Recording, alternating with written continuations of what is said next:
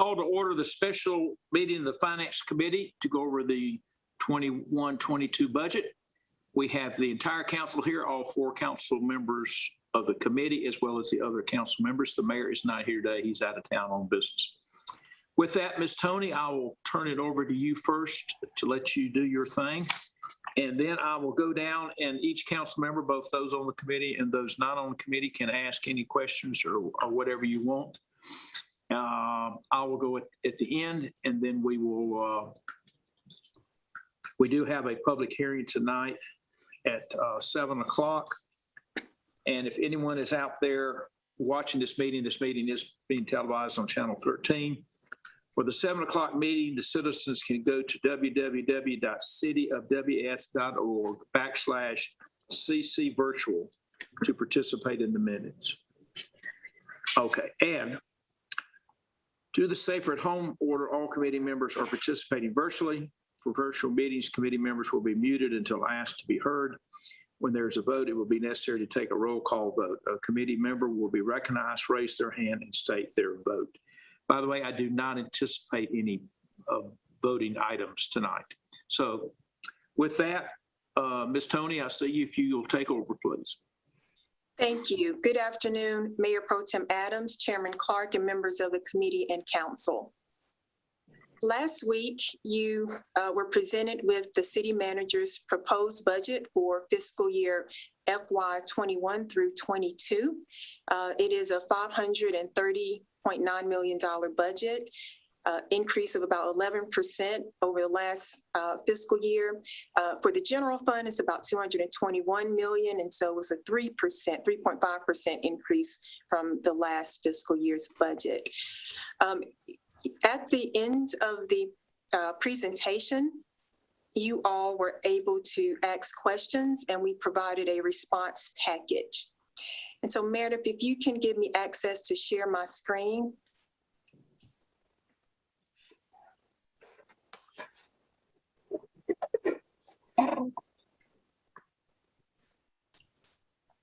Okay, thank you.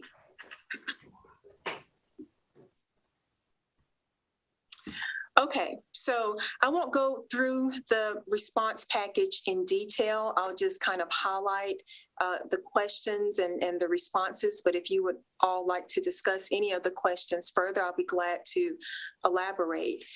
The first question was related to the allocation for street improvements. The proposed capital plan includes $2.64 million for street resurfacing.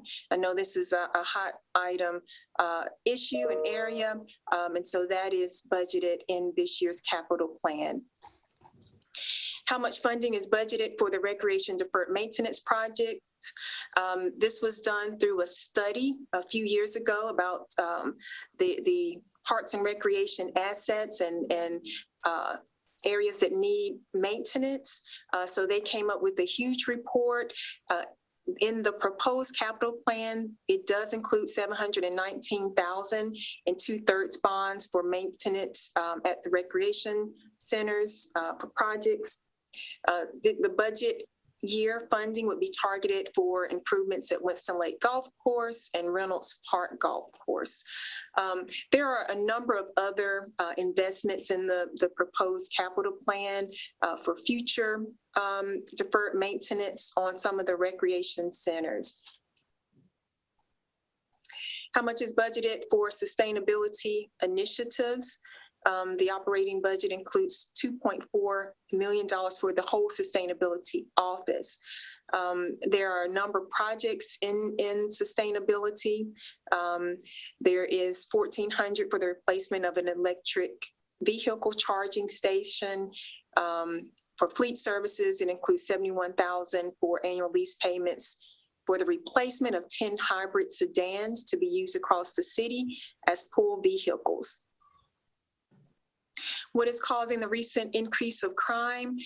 You'll notice that the police department submitted a quite lengthy response to that. There's a lot of information, research around this topic. It is a national issue, and the rise of crime has increased nationally. They did list a few of our local crime homicides. So it's 14 homicides in Winston-Salem as of June 1st of 2021, compared to 9 for the same period of 2020. And so you can see a breakdown of the homicides in Winston-Salem. So they offer a number of reasons and a little bit about what the local police department has adopted related to firearm violence reduction initiatives. So there's a list of those. And then we were asked to provide information on the DEI office. And so this response includes position descriptions, a little bit of information on benchmarking projects, how the department plans to form their performance measures and indicators. And these are the breakdowns of the positions. And then they also listed kind of their time frame for performance goals to be completed the first 6 months, and then 6 to 12 months, some of their projected accomplishments. And so lastly, I'll just mention at the end of the budget presentation last week, city council members and finance committee members had a number of suggestions related to crime prevention. So many of the ideas were around crime and the rise of crime, as we just noted in the police response. The first one was to increase the SOAR and Youth Build funding by $400,000. That potentially would come from our fund balance appropriation. The mayor introduced the CURE program and violence interceptors at a requested amount of $200,000. Once again, fund balance. Recreation center programming and mentorship stipends in high crime areas, mentioned by Mayor Pro Tem. And so we can add the dollar amount to that. Prevention programs and conflict resolution for youth. An example was the YWCA Teen Court and some other programs that address conflict resolution. Councilmember Burke proposed this item, and we can add some resources to this as well. And then I believe Councilmember Taylor just talked about a partnership, a task force between the police department and sheriff's office.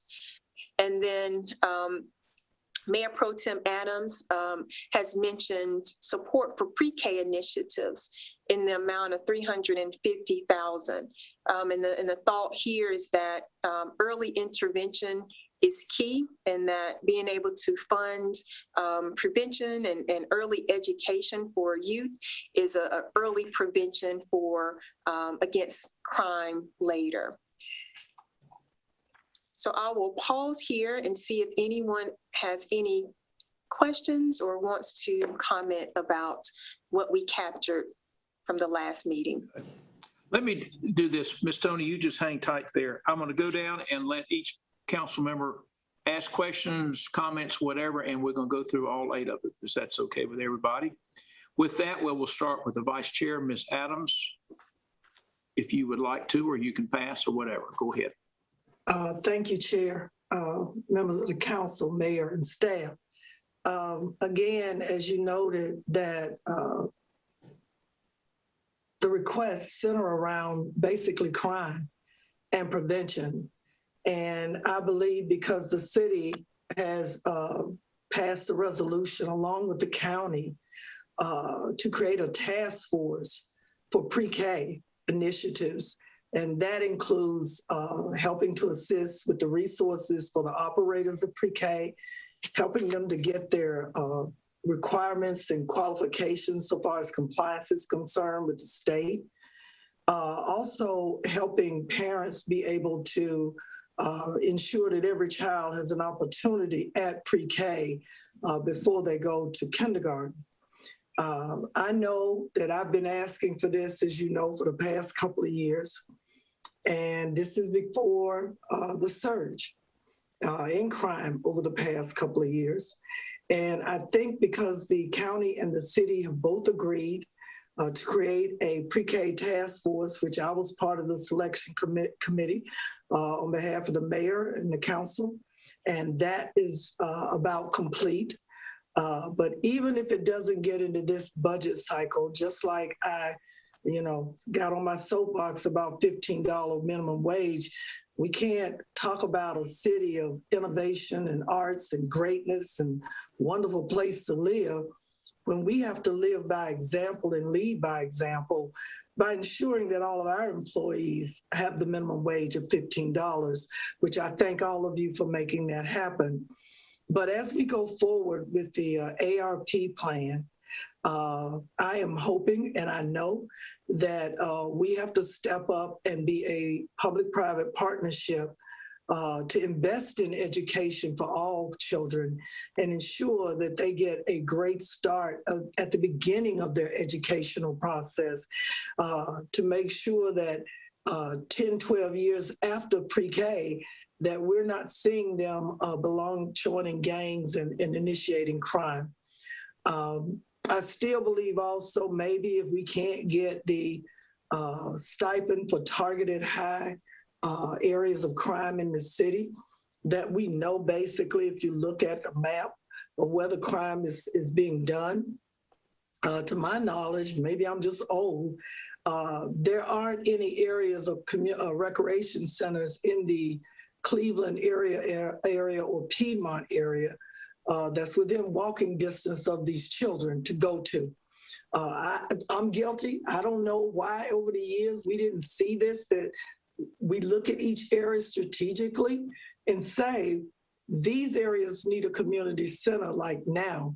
So if we are not able to do this within the budget cycle this time, I am truly hoping that each council member will invest in the mindset that with the ARP money, that somehow because of the census tracts listed as a requirement of ARP and quality of life and poverty and blight and education, that we make sure that we look at putting community centers in these high crime areas for these young people with serious programmatic thrust that's created by the parents and the children and not just the city of Winston-Salem. Thank you, Chair Clark. Thank you. Okay, next, Mr. McIntosh. Is this just in general, or is this about the responses from Ms. Tony to our questions? This is everything. Okay, all right. New questions, old questions, comments, whatever. Okay, I'm still troubled by the amount of increase we were asking for. We're talking about a 12% increase in overall in property taxes that we're going to collect in a year after we come out of COVID. So I'd like to know some ideas staff might have around how to reduce that number. And I know things have been scrubbed hard, but what would our services look like? What would the budget look like if we found $2 million to take out of the budget? Where would it come? Where could it come from?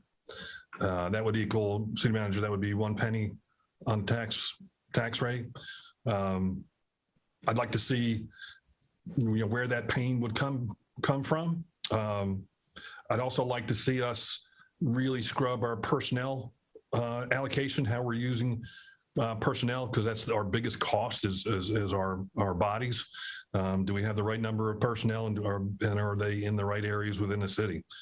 I'd also like to explore not overfunding our fund balance. We're committed to a 14% fund balance. I'd like to see the impact of not going to 15%, but keeping that at 14%, and what impact that has on the budget this year and down the road. I also like to see how many positions, what the dollar impact is of positions that we know we won't fill, but we're budgeting in the budget. Is there fluff in that number? And if so, I'd like to get rid of that. After the budget, I think we need to set up an efficiency commission to look at every penny and how we spend it. I know we did that back in around 2011, 2012, and I think it was well received. I'd like to review our real estate operating costs, what we actually spend on the spaces that we occupy. City Hall South, Lowry Street, Union Station, Winston Mutual Building, et cetera. are there savings to be had there? I think we're a little spread out now.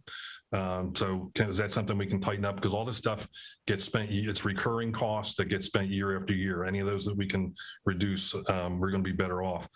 I'm pretty sure staff is working on this already, but I'd love to see a number associated with how much of our property inside the city limits of Winston-Salem is non-taxable. How much belongs to nonprofits.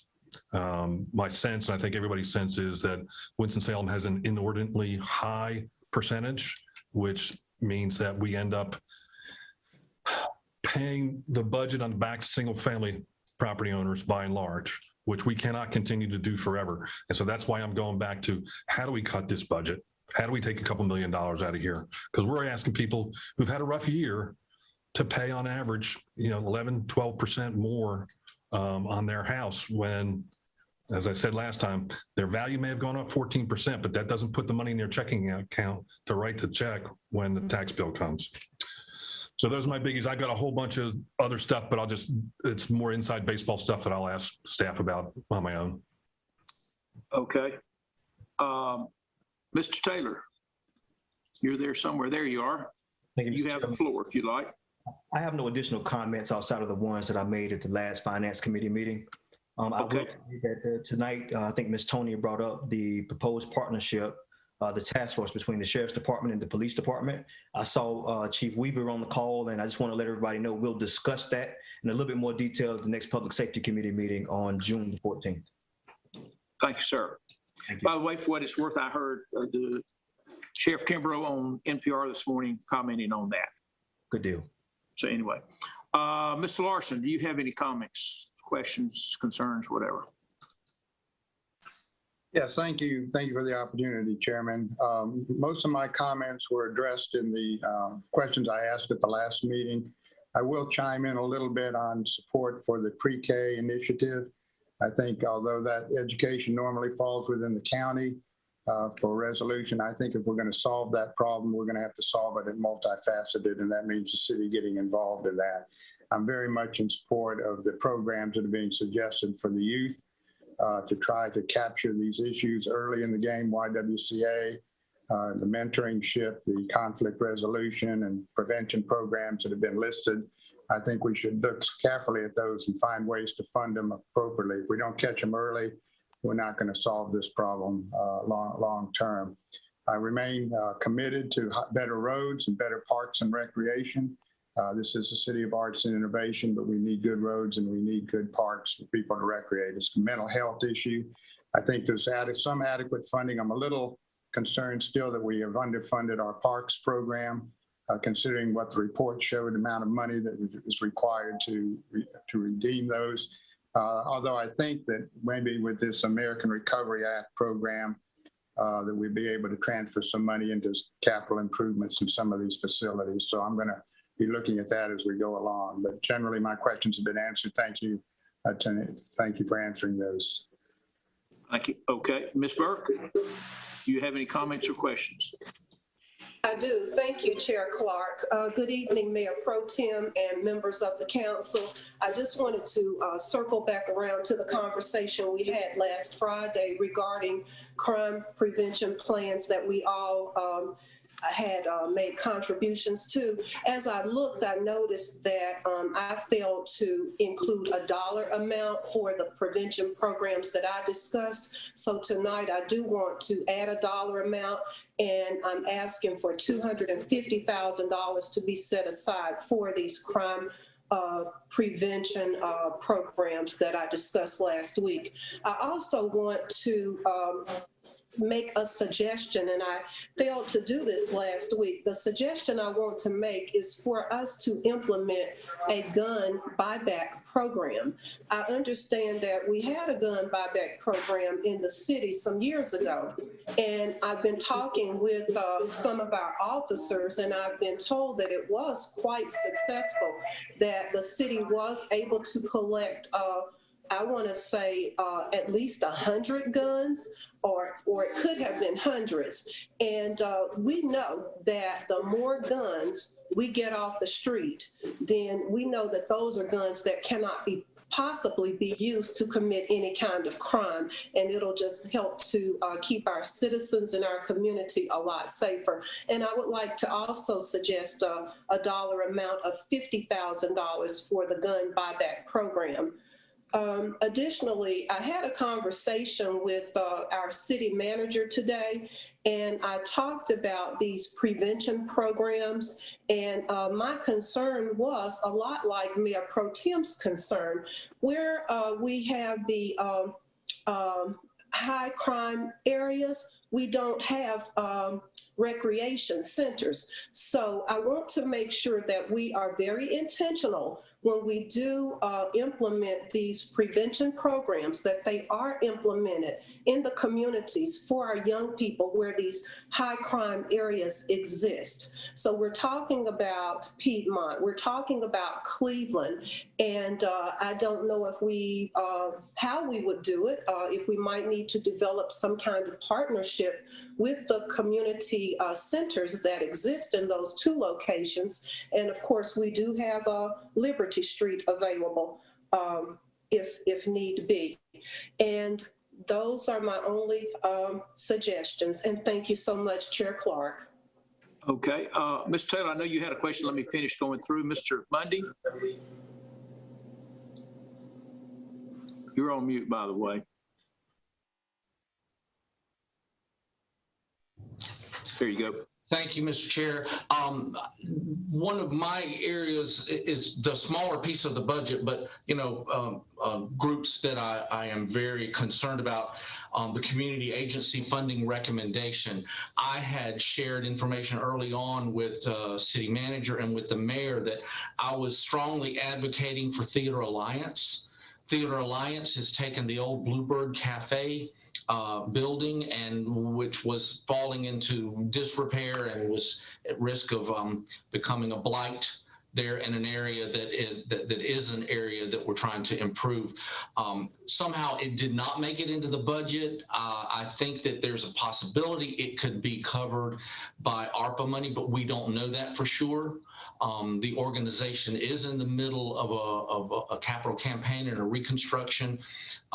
This city has done a lot to eliminate stages in Winston-Salem. I mean, stages that you perform on. So live theater is a critical piece of our City of Arts and Innovation program. So I feel strongly it should be included in the budget. If in fact it can be covered later with ARPA money, then that's fine. We can reimburse the budget. And one of the ways that we could fund this, actually, I've also got a concern about some of the organizations that I see that I'm fairly confident will not pass their own non-discrimination ordinance that includes sexual orientation, gender identity, and all of the requirements that we have in the NDO. If we put these organizations in the budget and they don't comply, then we're losing the opportunity to fund some other organizations. So what I'd like to require is that before we pass this budget, that every organization that is going to be funded must submit their statement of non-discrimination that complies with our newly passed NDO. So those two things, require compliance and proof of compliance, and add back Theater Alliance to the budget. Thank you. Thank Mr. you. Taylor, I'm going to come back to you. What's that? Thank you. Excuse me. I skipped Mississippi. I'm sorry. Let's do Mississippi next. Apologies. I'm doing this from memory. So 8 names, a lot for me to remember. That's what happens when we're not in the same room anymore. I know. Thank you, Chairman Clark and Finance Committee members. I want to say that there are some issues I neglected to send forward to the committee. I don't have dollar amounts, but I do want us to consider several things as we look at the budget. One of the things that's really critical is how we handle housing. we have many houses that are going unmaintained, and our rehab program has not been running effectively, particularly since COVID. And we have lots of boarded homes. And I think that if we're not careful, we may inadvertently be creating blight by our inaction and not paying attention to those homes and helping those families who can't afford to rehab their homes. Because the community where many of the crimes are taking place are oftentimes some of our neglected communities where the housing is not up to par. They're abandoned, vacant houses, and people are squatting in them and hiding out in them. So I would like for the budget to reflect at least some increase in how we do rehab and housing, because there's some things that our current system doesn't pay for. So I would love to see, in addition to housing, to handle specifically things that the federal dollars don't pay for, such as foundation issues, such as termite infestations that can damage the property. I am very much in favor of focusing on prevention programs that prevent children, young adults going down the line to crime. For those of you who are familiar with the history of our recreation department, it was an action from the courts to avert juvenile delinquency around 1919. And the recreation department grew to provide after-school care. What has happened over many years here? Our recreation centers are not programming themselves to really be attractive to young people. Where they come, they learn skills, they learn games, they learn techniques, they learn just how to be great people. So the programming in our recreation department needs a lot of attention, along with the facilities themselves that are, as we've seen, need some maintenance. But the prevention must be something we focus on, because if we don't focus on prevention, we'll just continue to have people going through that funnel into the court system, into the prison system. So we really need to focus on that. So I'm certainly in favor of prevention programs that really, really help young people of all ages. That's the pre-K initiative as well.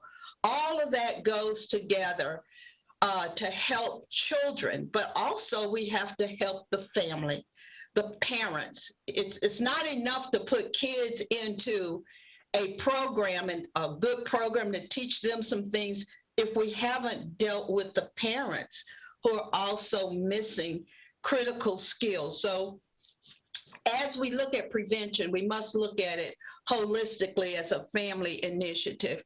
For our parks and rec, I am going to be very, very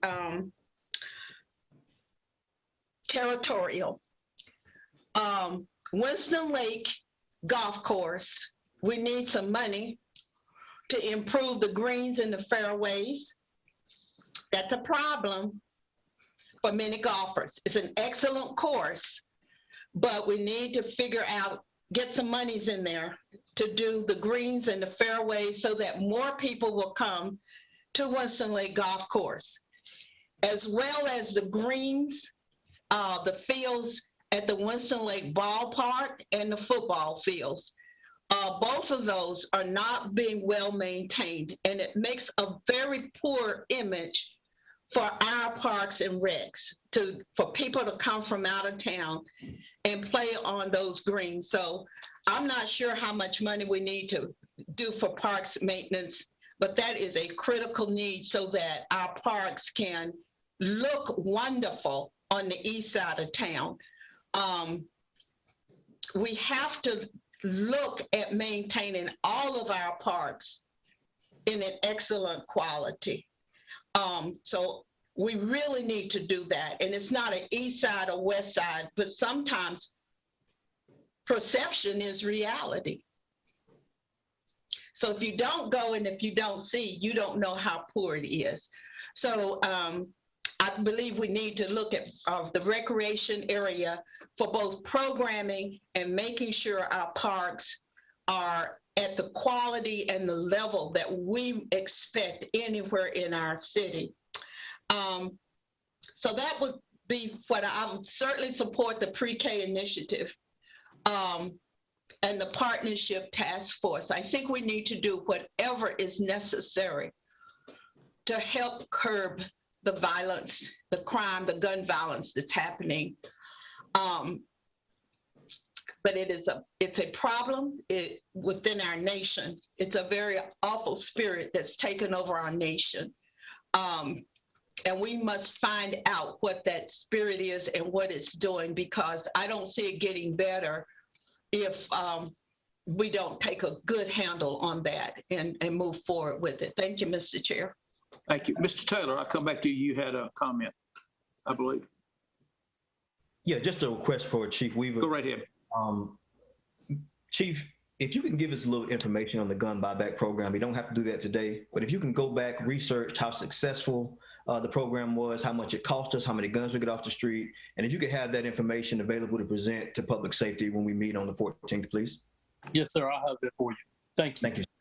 That's a good comment, Mr. Taylor.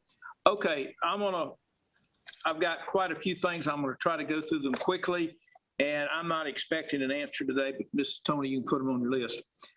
First one, and probably the most important one, and Mr. Mr. McIntosh mentioned this number. If I do my math real quickly, we're talking about an average of 12% tax increase for citizens.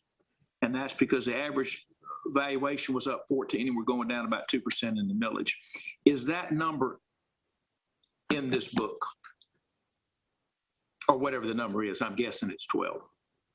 Do we actually say in here what the average tax increase is going to be?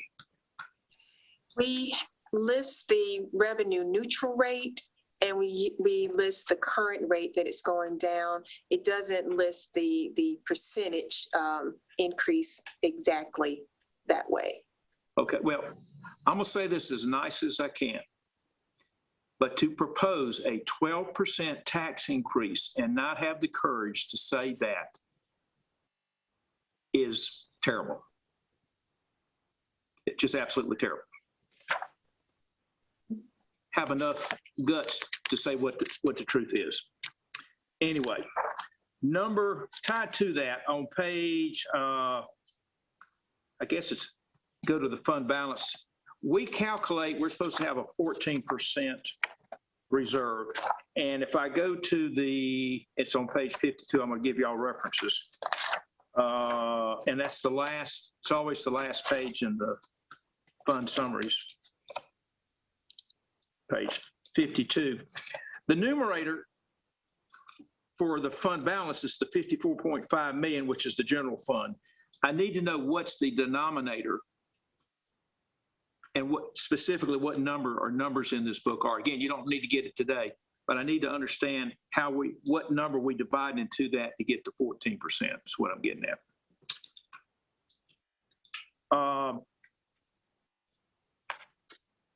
Staying on that page, the 9/11 emergency line, it sounds like the state, and there's a comment in here somewhere, has changed the formula on who gets the money and how they distribute it. And I believe that's correct. That we no longer get the money, it goes into a state pool. And that we're not getting any money this year because our balance is sufficient. So it sounds like to me, the state's going to force us to pull that balance down before we get any more money. And at least nodding on that. Well, maybe we ought to bring that up with our legislatures. That's not good news. I mean, for a city that tried to manage something and now we get punished for it. The Downtown Business Improvement District, and if you look on this page, it's actually going to be projected for the end of 2022, $17,000 in that. I thought when we put in that extra tax, it was more like an enterprise fund that we spend the money that the tax generated. So I'm a little concerned why that's a negative number. But maybe there's something else involved in that. But again, I thought we put an extra, I think it's 2 cents or something for the downtown district, whatever it is, and that's what's the budget we're going to spend. How do we suddenly have a negative number there? Page 41, this is just informational. The National Black Theater Festival postponed because of COVID their 2019 event. Excuse me, their 2020 event to 2021. Everybody's nodding. Is that a permanent change, or are they going to flip back? I'm just curious. Excuse me, it's 2022. Yes. So 2021 got postponed. Exactly. I can't remember when COVID was. But just curious, are they going to go forward on the even years? Or are they going to go back to odd years? Just information. Under energy savings, our carbon footprint, I asked this question several years ago about the switch from incandescent or mercury vapor, whatever our street lights are, to LEDs, if it was going to save electricity, therefore lowering our carbon footprint. And the answer I got then was no, because we'll just put in more, make the things brighter. I think if we're going to go to the trouble to put in LEDs, it ought to improve our carbon footprint. And I put that challenge to our sustainability folks. I am not pleased with the 12%, but I do not think it's correct to just complain about stuff and not offer suggestions. So the next couple are going to be suggestions. Mr. McIntosh has already touched on this. We have a lot of lease space now that we didn't have 10 years ago. And this is not a question we can answer in this budget cycle, but I think we ought to look at the space we own versus the space we lease. And this may have to be a special group to look at it. We ought to fill up our own spaces first before we lease. Because every foot you got's got to be heated and cooled, the bathrooms have to be cleaned, et cetera, et cetera. Buses, my favorite story. I think it's page 140. Bear with me a minute. You go to page 140, you've got the fixed ridership. I'd like for you to go back and add, let's get 20 years. So that would be back to 2002, and that's the ridership. My general comment on the bus routes is this: we are spending more money than we ever have to transport fewer people than we ever have. The ridership has been going down consistently year after year after year, even after taking into account we've added more routes, we've added Sunday and Saturday and nights and all this type stuff, weekends, et cetera. I think we need a comprehensive look at this, and I'm going to propose something very, very radical, and that is you take the buses off the routes that people don't ride and put them on the routes that people ride. This will give us the terrible consequences of more ridership and spending less money. Seems like to me it's a good idea, but I've suggested it before and it's never been done. We got to demand value for what we do. I would also like for the staff to give us, and they used to give us this, they've stopped, ridership by route.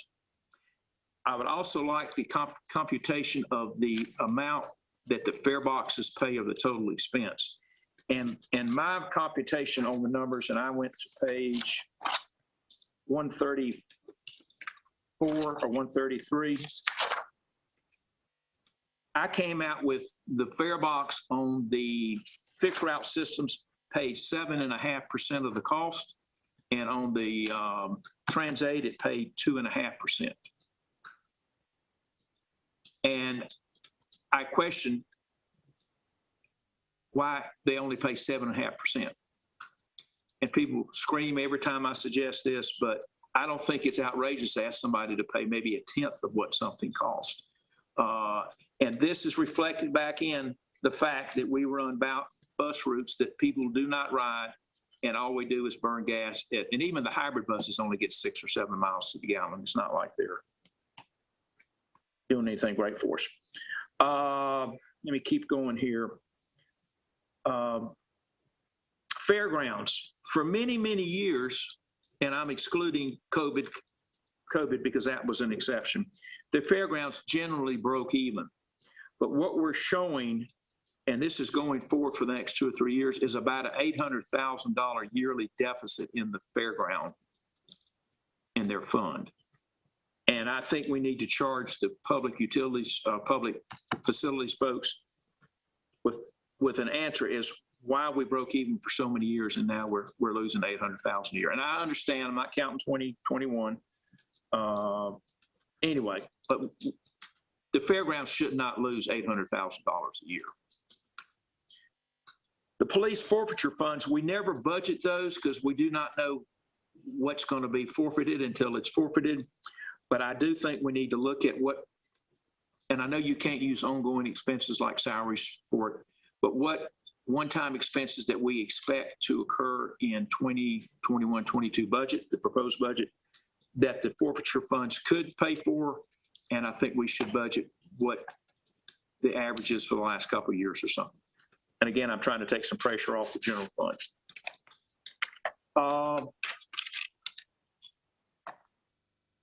The pools, this is on page 104.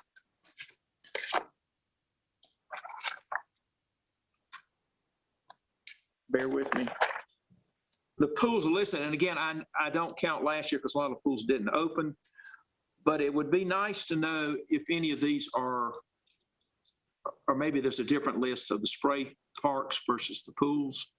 And the one and this is not in my ward, so it's easy for me to say this, but I'm wondering as low as the attendance is at Sprague, which maybe shouldn't be a spray pool.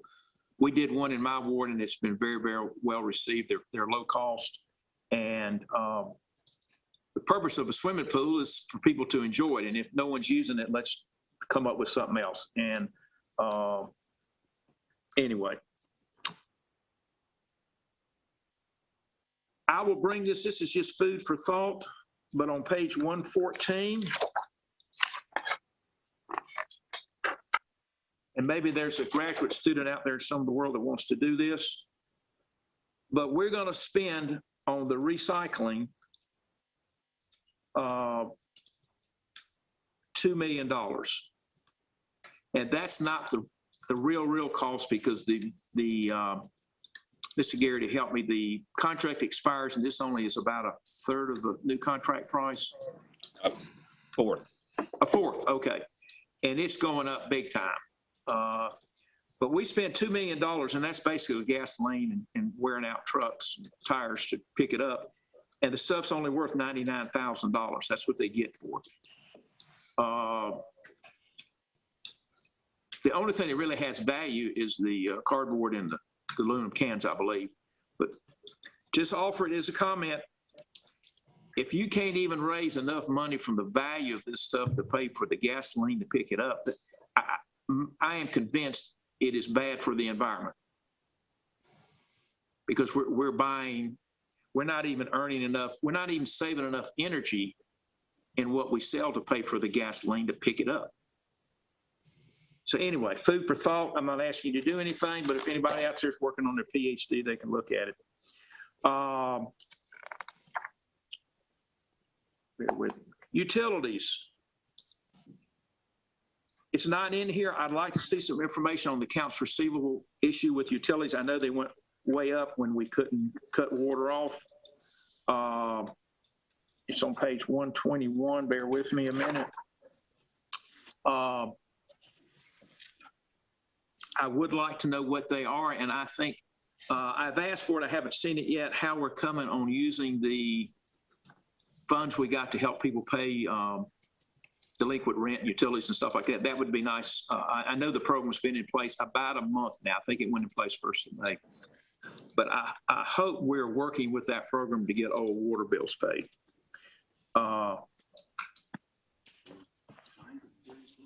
And also on page 121, bear with me a minute. Well, let me just skip that one.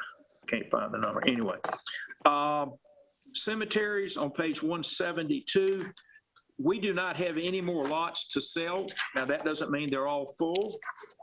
A lot of people own lots that they haven't been used yet, which is good news if you own it, since you haven't used it. But I think we need to take a fundamental look at how we run the cemeteries, because we're not selling any more plots anymore. All we're doing is interring, opening and closing the graves. And maybe there's a way, and maintaining it. We're cutting the grass and things of that sort. Is there a different game plan? I just called it that. Anyway, next one on page 186. So I'm not all negative today. Miss Saunders, if you're out there, on page 186 is the debt service fund reserves. And that chart looks a lot better. Seems like to me we had the reserves dipping dramatically out in the late 20s and then going back up. If someone could provide some comments there. I do know we've worked hard on reducing interest rates, refinancing, things of that sort. And lastly, on page 186, if you will add to the debt, I would like to know how much revenue bonds we have and COPS and that type of debt, just to see where we're standing on that. Two more things, and Mr. McIntosh, I know you had a question.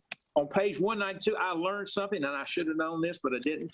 I always thought SOAR was a program. I didn't realize it is a number of programs. Matter of fact, it's 2, 4, 6, 8. Looks like it's 9 programs. At your convenience, and this isn't part of the budget cycle, be curious to know what each one does as far as how they try to solve the problem. And then lastly, on the federal money, and I think it's called ARCO or whatever it's called, it's not in the budget. I know why it's not in the budget, but I think we need, and I looked at Mr. Ralph for this, I think we need to have at least an idea of where the budget might be impacted with it, because I hear a lot of things. Ms. Scipio mentioned housing, gun buyback program. I think that was Ms. Burke, things of that sort. I think it would be a good idea if we could see potentially where that could help the budget, because that might be able to take some pressure off of what we're spending. And with that, that's enough for one day. Mr. McIntosh, you had a comment? Yeah, I just wanted to pick up on the topic of downtown and our and how we subsidize it or don't subsidize it. This coming year, because of vacancies in the office market, the additional tax that's paid by property owners in the central business district will be less revenue than it was last year. So the downtown Winston-Salem partnership will not have as large an operating fund as last year. We need to love that organization. We need to put a little more money into downtown. We put $26,000 from the general fund to support the downtown partnership. Greensboro, Durham, Wilmington, I'm not even going to get into Charlotte and Raleigh. They put anywhere from $175,000 to $250,000 a year into their downtown programs. Downtown is our best calling card. It's what everybody uses when they want to show off Winston-Salem, go on downtown and see how great we've got. We've got one of the best downtowns, probably the best in the state. And I'm not going to ask for it this budget cycle because I know the numbers aren't there. But next year we need to think about how we put some money into that organization and really drive it. And it's a revenue center for us, and I'd like to invest money into revenue centers whenever we can. So again, I'm not asking for it this year, but I think going forward, we need to find a way to invest more money into our downtown. Okay. Any other questions, comments? Mr. Rao, I see your hand maybe up. Yes, sir. Councilmember Clark, I just wanted to note that with regard to the questions about the tax bill impact, that we did provide a table in last week's presentation that we'll provide to you all again that shows what the potential increase would be for different levels of property value and how that would increase based on the projected applying the average increase in property values. So we'll be happy to provide that to you again. Okay. It wasn't included in the message, but we did present it. Okay. Last week. Thank you. Ms. Scipio, I see your name up, a hand up. I think Mayor Pro Tem had her hand up before me. Okay, Ms. Adams, I see you. Yes, I appreciate all the commentary from all of us. anytime there are taxes that are raised, it's always regressive to the people who are the poorest, whether that's property taxes, roll of toilet tissue, whatever, gas, whatever. I want us to be very cognitive of, you know, even if we think about, and I heard you, Councilmember Clark and McIntosh and others, when we start talking about cutting certain things or reducing them, I want us to be mindful of who we're talking about and what we're talking about reducing. Again, we just told you, the data shows that the crime is more prevalent in our communities than yours. I need you to think about it, because if you talk about our pools, our recs, police, housing, poverty, blight, you know, that's us. And I need us to stay focused on that, because if we're not fair and just in this budget, then again, I can only look, I don't know about my peers and others. Again, I continue to say, I can only look to the American Rescue Plan to try to, you know, right some of this ship. And that plan, if you have not read it, read it again. It is built around census tracts, basically in my neighborhoods. Poor, poverty, Black, brown. The plan is built around inequities not being included, and you need to understand that. So, you know, I don't want to throw no shade on any other. Ms. Adams, I don't know what happened. What happened? Ms. Adams, you have disappeared. She could have lost bandwidth. Okay, anyway, if she comes back, I will call on her to finish. Yeah. Anyway, any other comments? Okay. Miss Scipio, excuse me, I keep forgetting you. You're in the far corner up there. Oh, all right. Well, thank you again. Chairman Clark, you did ask something, and I want to ask for that also. For the community agencies, you specifically spoke to SOAR, the groups that got funding that's in the budget. I would like, though, on all of our community agencies, if we can get a sense of their impact. Number one, I am not familiar with many of these programs that receive funds from SOAR. So I would really like to know what those organizations are, what they do, who do they serve? Are they serving the very same people? Because I just know how things work. If everybody's going to a particular area, they may be impacting the same people, but we really need to know how impactful our dollars are having in our neighborhoods and across our community issues. I'd also like to know who their staff are and their leadership, specifically the board members. I suspect we have all of that in the application. And I like to know how successful they are. I want to know how do they measure success? For the part of, this is not about SOAR, it's about all of the agencies that get funding from us. But I do want to know that. How do they measure their success and the impact? Because when we actually agree to fund them, we're saying we agree with them, we stand by them. I have great respect for our residents, our volunteers who make recommendations, but that doesn't mean that we should not be informed about those agencies as well. So I would like just to have an overview of all of the agencies and how impactful they are, how many people are really being served for the dollars that we spend. It's really important as we look at our dollars that if we're going to be spending $20,000 or $30,000 to get people employed, we should send them to university. Mm-hmm. you know, we got to really look at how we spend our dollars. So that's what I would like at some point in time. Okay, thank you. Ms. Adams, you're back. Would you like to finish? And you just disappeared. I don't know what happened. It's amazing, Councilmember Clark. Lately, when I'm on these meetings and I start talking about equity and diversity, I get cut off. So I don't know what that's about lately, but I'm good. But one more point. Yeah, go ahead, please. When we had the budget cycle last year, you remember we said it was going to be a hard year. We accepted that challenge.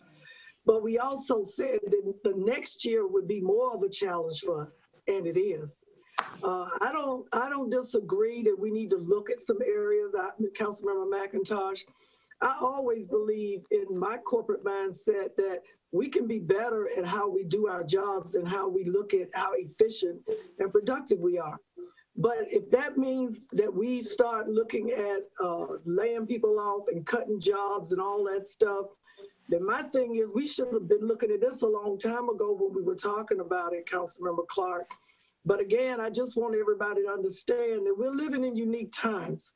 And everybody's not going to be happy with the way we do the budget. And Councilmember Clark, I did speak to Ms. Tony about how we communicate this budget. That I'm like you, and she can attest, I was like, where is it that actually tells me how much my taxes are going to be increased for my people? You know, what is that going to mean? How does that compare to year over year over year, and even back to 10 years ago when we came out of or in the recession? So it's going to be interesting. We got what, 2 weeks to pull it together? It's going to be interesting. So all I can say to staff is get your pens and pencils and go to work and figure this deal out. That's all the comments. I will end with one comment, and I have excuse me, Mr. Larson had his hand up. I'm sorry. Go ahead. Yes, one quick comment on SOAR, which I flagged, and it's sort of down in the weeds. But I noticed a line called contingency, and I need somebody to explain to me why this particular category of agencies has a contingency line when we're not seeing contingency really listed much elsewhere. If somebody could just explain that to me at some point. Okay, we'll put that on the list of questions. And that's on page 192. 192. And the second thing that I've learned today, which I think is alarming, and I think this is maybe in the capital improvements budget, is that we have a huge hole in our recreations program of an audience that's not being served. And maybe this is for the bond project's next project, or maybe it's something else, but I would really like us to pay some attention to that if we're not going to do it in this budget. Thank you. Thank you. Ms. Scipio has a hand up. Go ahead. Chairman Clark, I have one more question. And go right ahead. This is for next year's, I know this is next year's budget. Where do we see the federal dollars that we got, that we've received? Where are the dollars that went to the police department, that went to the Winston? That would be at the end of this fiscal year's budget, right? Yes, that would have been this year's. Now, what Mr. Rao is still working on is what can any of those dollars impact the coming budget? And that's what they're struggling with, because it's my understanding the guidelines are still preliminary. But I've asked Mr. Rao to the extent he can to try to see if he can identify places that might impact our budget. What I'm asking is that, you remember we got the $12 million for Worcester, and we got some, say Worcester's money. Yeah. We will see that in the final analysis of this year's budget. Is that right? Mr. Garrett's shaking his head positively. And yeah. Okay, that's just, but we haven't seen it yet. Or is it showing up in this year's numbers? If I may, Chairman Go Clark. ahead. So, you know, when we receive revenues like that off budget, we'll say we bring an amendment to you all to appropriate those funds so that we can actually use them. So the numbers that you see in the budget document are typically original budget to, proposed budget. And it doesn't reflect all of the amendments that may have been approved. And of course, with the with the federal assistance we've received over the last 12 months, I mean, that's been significant.